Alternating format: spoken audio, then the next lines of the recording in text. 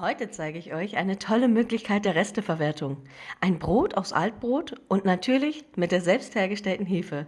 Ich wünsche euch viel Spaß beim Video. Hallo, hier ist Emma, Emma Magians. In diesem Video zeige ich euch, wie ihr Brot- oder Brötchenreste optimal verwerten könnt. Das ist ein richtig leckeres und saftiges Brot und gerade durch die Brotreste wird es perfekt in der Konsistenz. Und bei dem heutigen Rezept verwende ich natürlich die selbst hergestellte Trockenhefe. Das war ein Wunsch von einigen von euch und dem komme ich natürlich gerne nach. Guckt euch das mal an. Also, das ist so lecker, das ist wirklich unser neues Lieblingsbrot. Meine Familie war auch total begeistert. Und wenn ihr das mit der Trockenhefe noch nicht mitbekommen habt, wie das geht, oben rechts schaut mal, da verlinke ich euch das Video dazu. Total super einfach und so könnt ihr das selbstgemachte Hefewasser mal super konservieren. Das Rezept wie eine Beschreibung hierzu findet ihr wie immer unter diesem Video verlinkt und ich beginne damit, ein bisschen Trockenhefe mit Wasser zu vermengen. Das wird jetzt quasi mein Vorteig, was kein Vorteig ist, weil sonst müsste ich noch ein bisschen Mehl hinzufügen. Aber die Trockenhefe soll ein bisschen Zeit haben, sich zu akklimatisieren und ein bisschen zu reaktivieren.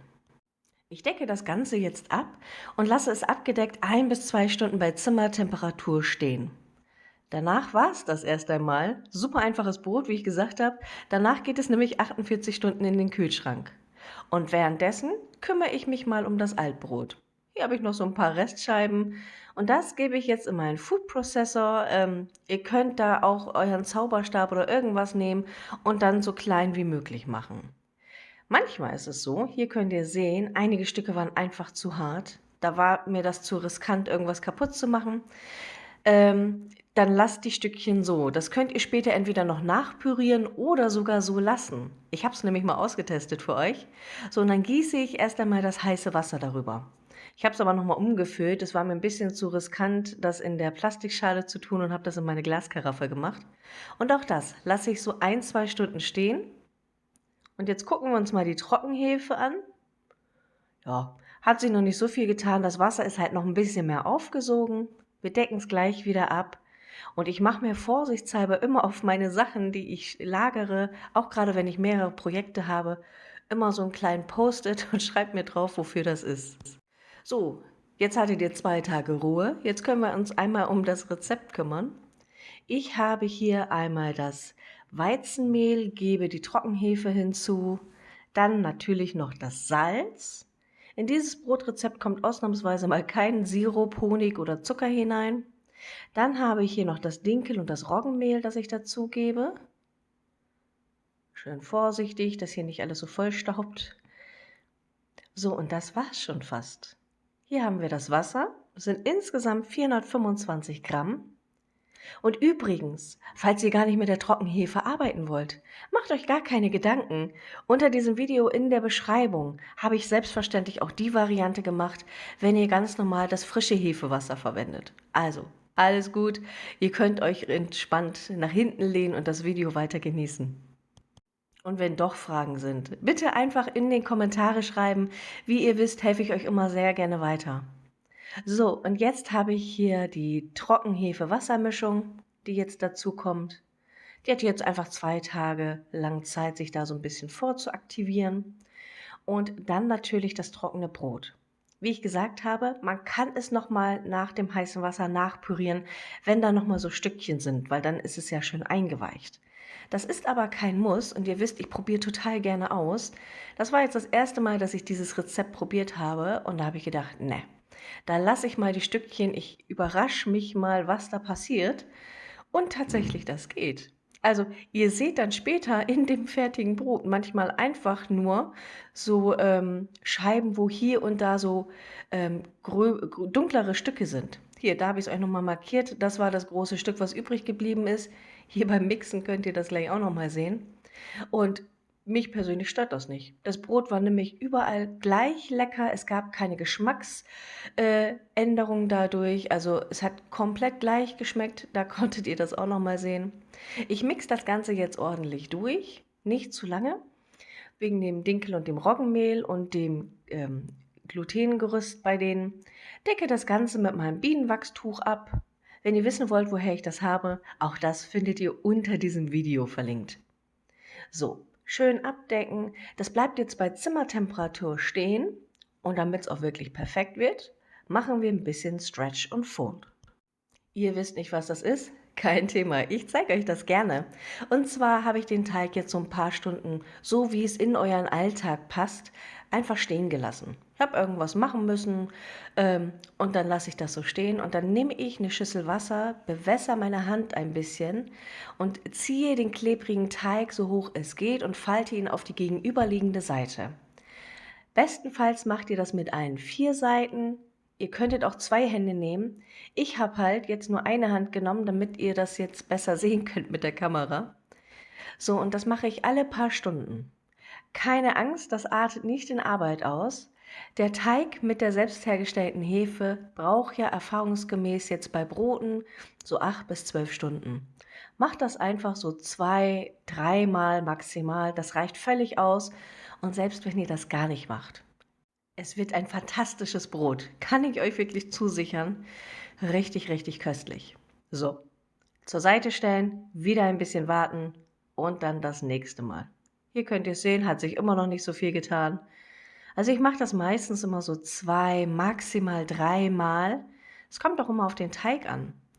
Hier könnt ihr schon sehen, der ist jetzt nicht mehr ganz so klebrig, lässt sich wunderbar ziehen. Und wenn ihr so grob gearbeitet habt wie ich und da noch ein paar Brotstücke sind, lasst euch dann nicht irritieren. Aber schaut euch mal die Struktur an. Das ist doch richtig schön. Und durch diese Stretch- und Fold-Methode ist das Brot nachher noch mal ein bisschen voluminöser. Also da unterstützt ihr einfach noch mal die Hefe in ihrer Arbeit. Und ich kann euch das wirklich empfehlen. Ich bin sonst auch kein Fan von dieser Methode gewesen. Bin ich ehrlich, ich mag total auch gerne diese No-Knead-Brote. Das heißt, diese fast flüssigen Brote, die man einfach nur in die Schüssel schießt und dann einfach in den Ofen schiebt. Die finde ich auch total gut, besonders für Backanfänger oder für Brotbackanfänger. Kann ich euch sehr ans Herz legen. Ich verlinke euch das mal oben rechts, falls euch das interessiert. So, und dann ist der Teig irgendwann aufgegangen und guckt mal, der sieht so lecker aus.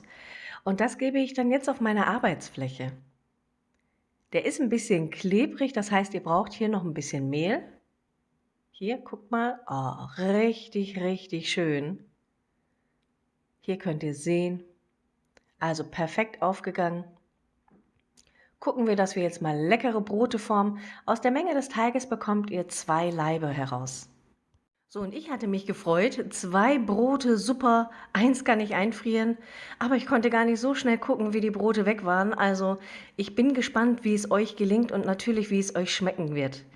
Und wenn dir dieses Video gefällt, dann gib ihm doch einen Daumen hoch und am besten teilst du es. So erfahren dann nämlich auch noch andere, wie einfach man Hefe selber herstellen kann und wie toll es damit zum Backen ist. Und wenn du mehr über das Herstellen der Hefe erfahren möchtest und Videos mit abwechslungsreichen, köstlichen Rezepten hier zu sehen möchtest, dann abonniere den Kanal und aktiviere auch gleich die Glocke. Dann erfährst du immer als erstes, sobald ein neues Video hochgeladen wurde. So, und ich habe jetzt mein Brot zu einer Kugel geformt, teile es in 2 Stücke und dabei ist es hilfreich, wenn ihr die Teigkarte noch mal ein bisschen bemehlt. Dann gleitet das besser noch mal hindurch. Ungefähr gleich groß. So, das erste habe ich schon geformt, beim zweiten zeige ich es euch noch mal. Ich klappe das so zu einem Drittel rein, das letzte da drüber. Dann noch mal die anderen Seiten umschlagen. Dadurch erhaltet ihr Spannung auf der Außenhaut. Das ist immer sehr praktisch. So, und dann forme ich bei mir jetzt so ein rundes Laib. Da hatte ich jetzt so Lust drauf. Ihr könnt es aber auch natürlich oval lassen. Guckt aber, dass ihr obendrauf noch mal ein bisschen Mehl gebt. Dann klappt das immer am besten. So, und dann schaue ich, dass nicht zu viel Luft drauf geht und bin ganz sanft bei diesem Drehen. Das hilft dabei, noch mal unten das Brot zu verschließen. Zur Not nehmt ein bisschen weniger Mehl auf die Arbeitsfläche und dann nehme ich die Teigkarte, schiebe das drunter, damit die Form nicht so verloren geht und dann packe ich das auf ein mit Backpapier ausgelegtes Backblech. Hier könnt ihr sehen, ich habe die später nochmal auseinandergenommen und so verteilt. Ich wollte nicht, dass die so aneinander kleben. Das eine habe ich dann eingeschnitten Das hintere könnt ihr sehen, das habe ich so gelassen. Das ist zum Schneiden dann immer ganz angenehm. Und das Ganze geht dann in den vorgeheizten Backofen bei Ober- und Unterhitze bei 250 Grad hinein mit einer Schüssel Wasser für 10 Minuten und beim Hineinschieben sprühe ich es nochmal mit Wasser ein. Und dann nehme ich aber die Wasserschüssel heraus und backe das Brot nochmal bei 230 Grad ungefähr 35 Minuten weiter. Und ich freue mich auf euer Ergebnis. Wenn ihr wollt, ich habe ja eine Facebook-Seite, könnt ihr eure Bilder hier gerne posten. Ich sende euch ganz liebe Grüße und habt viel Spaß beim Nachbacken. Ganz liebe Grüße, eure Emma. Oh, und schaut mal hier. Ich habe euch eine Playlist erstellt mit noch mehr köstlichen Rezepten, auch bei denen ihr Reste optimal verwerten könnt. Habt viel Spaß beim Anschauen und Nachmachen.